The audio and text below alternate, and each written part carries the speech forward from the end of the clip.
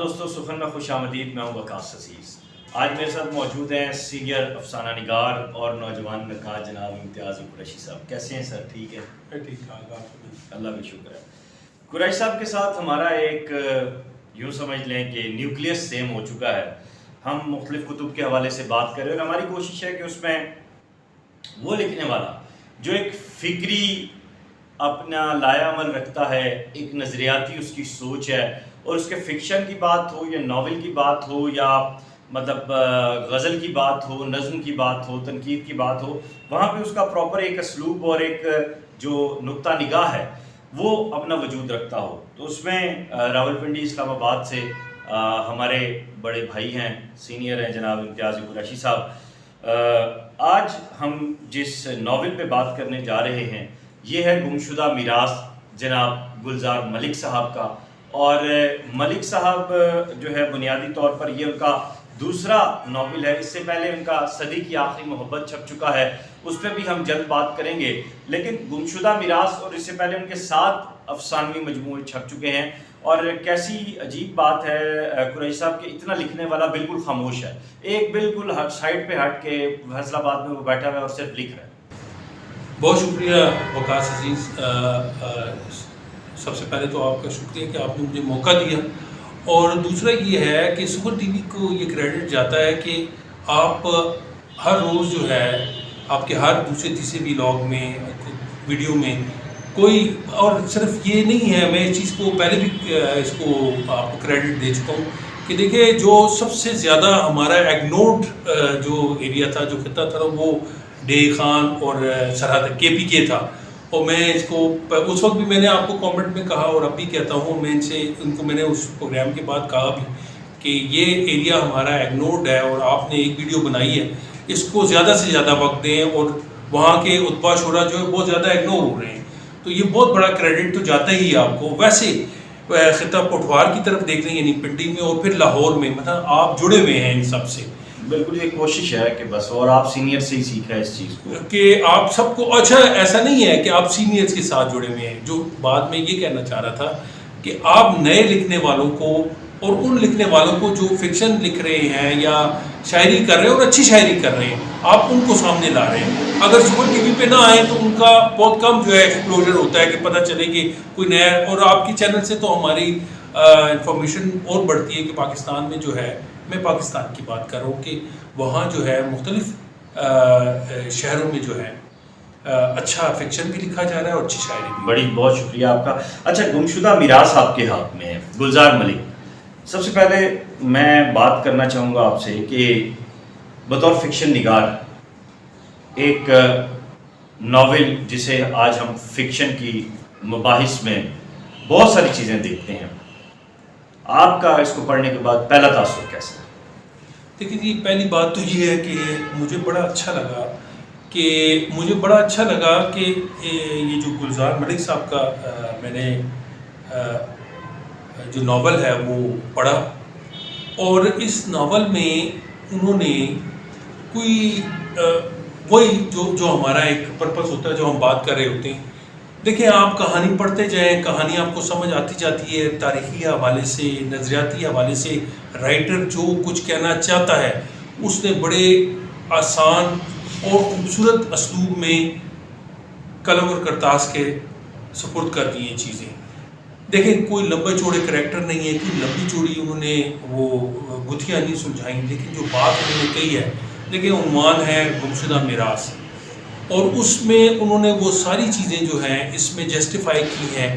اس میں آپ دیکھیں کریکٹر جو لوکیل کے حساب سے ہے، مثلا جو لوہار ہے وہ جو بول رہا ہے اس کی الفاظ بھی میں وقاص اور میں یہ ڈسکس کر رہے تھے کہ وہ بول کیسے رہا ہے. پھر جو دوسرا کریکٹر ہے اولیاء کا کریکٹر دیکھ لیں. پھر نہیں، جو مخالف ہے، جو مثلا شروع میں ہی وہ اسے کہتا ہے کہ اولیاء تمہارا باپ ہے، تو تمہیں کیسے نہیں پتہ ہوگا کہ خزانہ کہاں ہے. تو میرے پہلے تھوڑا مجھے یہ لگا کہ یہ گرامیٹیکلی مسٹیک ہے کہیں، کہ یہ اتنی بدتمیزی سے بات کر رہا ہے. لیکن آگے چل کے جیسے جیسے آپ پڑھتے چلے جاتے ہیں تو اس میں پتہ چلتا ہے کہ اس کی تعلیم کتنی ہے، وہ کریکٹر کیا ہے، کس لوکیل میں ہے، لوہاری بازار ہے، وہاں آپ کیا ایکسپیکٹ کر سکتے ہیں. تو وہ ساری چیزیں جو ہیں اس میں مجھے تو یہ بڑا اچھا فکشن لگا، اور فکشن میں کیا فکشن کی زبان ہے یہ؟ بالکل فکشن کی زبان بھی ہے، اور انہوں نے بچایا ہے علامتوں کو برتتے ہوئے، اختیار برتتے ہوئے کہانی کو، داستان کو بچایا بھی ہے. یہ نہیں ہے کہ ادھر انہوں نے فکشن کی زبان دی ہے اور ادھر قاری کو جو ہے بالکل آؤٹ آف نوے کر دی ہے.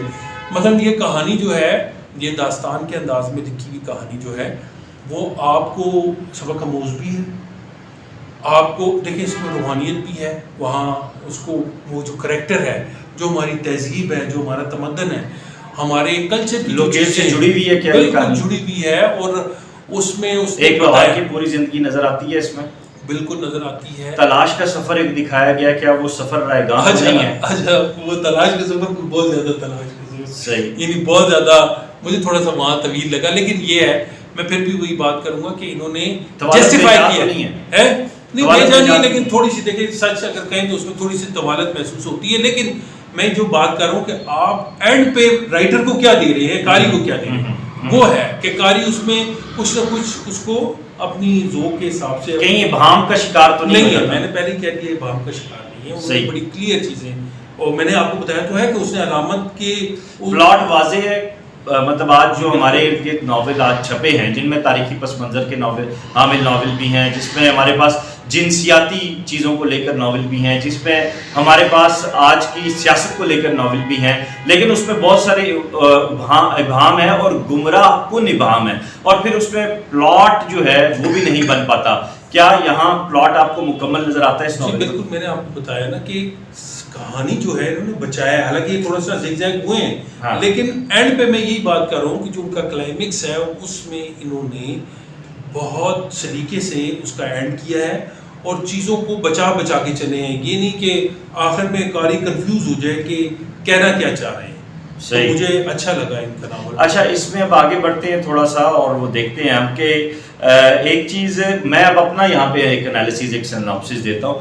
گمشدہ میراث، بیسیکلی جب اس کے ٹائٹل کی بات کرتے ہیں تو پھر پہلا تاثر آپ کو یہ جاتا ہے کہ میراث، یہ کوئی اپنی تہذیب کی بات ہو رہی ہے، کوئی اپنی روایت کی بات ہو رہی ہے، اپنے تمدن کی بات ہو رہی ہے. لیکن جب قاری اس کو کھولتا جاتا ہے، پڑھتا جاتا ہے تو بات پتہ چلتی ہے کہ کسی خزانے کی بات ہو رہی ہے.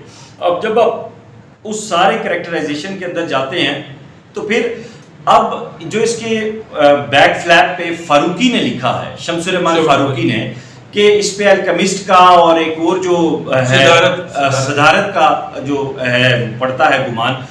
مجھے تو نہیں لگا کہ ایسا کچھ ہے. کیا آپ کو ایسا لگا؟ نہیں، وہ انہوں نے اپنے ایک اینگل سے اس حوالے سے بات کی ہے کہ وہ جو لوہار ہے نا، وہ جو لوہار کی اسٹرگل بتائی گئی ہے، تو وہ الکیمسٹ کے کریکٹر کے ساتھ تھوڑا سا وہ مماثلت رکھتا ہے. لیکن وہ اس کی پرتیں ہیں نا بقاصد، پرتوں کے حوالے سے انہوں نے کہا کہ اس کو بیک وقت آپ اس کے تناظر میں بھی دیکھ سکتے ہیں اور اس حوالے سے بھی دیکھ سکتے ہیں. ٹھیک ہے، یعنی فاروقی کی بات درست ہے؟ درست نہیں، وہ اپنے ذاتی ان کا خیال ہے نا سر. وہ تو دیکھیں کردار کی مماثلت کی اگر کی بات کی جائے تو پھر تو دی ریور آن فائر کی تو چھپ پوری کے پورے ناولوں پر موجود ہے، اور ان ناولوں جن پر اس کی چھپ ہے ان ناولوں کو بھی بڑا قرار دیا جاتا ہے. نہیں، لیکن انہوں نے اپنے، میں یہی بات کروں اس بحث کو اگر ہم اس طرف نہ لائیں، کیونکہ ان کا ایک ان کو جیسے مجھے کئی جگہ پہ تاثر ملا ہے ڈاکٹر رشید امجد صاحب کے حوالے سے. ٹھیک ہے، یعنی کہیں انہوں نے لکھا ہے اور بالکل کئی مجھے پورا علامت پوری جو ہے جو پورا پیراگراف جو ہے مجھے ایسے لگا کہ اچھا، کیا اس کو آپ ایک نیا سٹائل نہیں کہہ سکتے؟ جی بالکل، اسٹائل تو نیا ہے، ان کا منفرد اپنا ایک اسلوب تو ہے. جیسے میں نے شروع میں کہا کہ جب وہ پوچھتا ہے کہ جی صدارت تو اولیاء تمہارا باپ ہے تو تمہیں نہیں پتا، تمہیں بتایا ہوگا. میں نے اس کی جو لینگویج ہے، اس کا وہ جو تخاطب ہے، وہ ہی وہاں جو ہے 2000 کے بعد کا جو ناول سامنے آیا ہے، کیا یہ 2000 کے بعد سامنے والے ناولوں میں اپنی ایک الگ شناخت بنا پاتا ہے یا بنا پائے گا؟ بالکل، میں یہ سمجھتا ہوں جتنے ناول میں نے پڑھے ہیں اس حوالے سے یہ اپنی ایک شناخت رکھتا ہے، الگ شناخت رکھتا ہے، اسلوب کے حوالے سے، موضوعات کے حوالے سے اور اپنے ڈکشن کے حوالے سے. صحیح. بہت شکریہ آپ کا کہ آپ نے ہمیں وقت دیا. امتیاز قریشی صاحب. دوستو، گمشدہ میراث ایک بہت خوبصورت ناول ہے. ہم نے ابتدائی سطح پہ اس کا بین جو تجزیاتی مطالعہ تھا وہ آپ کے سامنے رکھا. یہ ناول میں دوستوں کو ریکمینڈ کر رہا ہوں، جیسا کہ بھی کچھ اور اصحاب تک یہ ناول پہنچا ہے، جیسے جیسے یہ اس کا پھیلاؤ بڑھے گا، لوگ اس کو پڑھیں گے، ہم اس پہ مزید بات کریں گے، کیونکہ یہ ون سائڈ یا ون ٹائم ریڈیبلٹی والا ناول نہیں ہے۔ کیا سمجھتے ہیں آپ کہ جسے ایک دفعہ پڑھ کر آپ اپنے بک شیلف کی زینت بنا دیں یا بالکل سائڈ پہ رکھ دیں؟ یہ بہت ڈیپتھ والا ناول ہے اور یہ اپنے کارنرز رکھتا ہے، اور بالخصوص سماجی حوالے سے اور روحانی حوالے سے یہ دو مرکب ایسے ہیں جن پر آئندہ جب بھی اس پہ ویلاگ ہوا تو جس صاحب یا جس ہماری نئی لکھنے والی جو خاتون ہیں ان سے جو بات ہو سکی ہم اس پہ ضرور بات کریں گے۔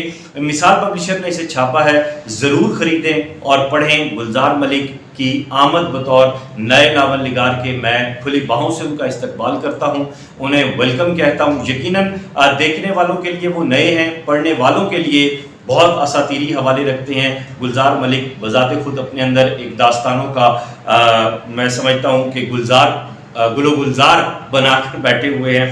تو اپنا خیال رکھیے گا، اس ناول کو بار بار میں کہہ رہا ہوں کہ خریدیں اور پڑھیں، کیونکہ یہ ناول ایسا نہیں ہے جسے نظر انداز کر دیا جائے۔ اپنا خیال رکھیے گا، خدا حافظ۔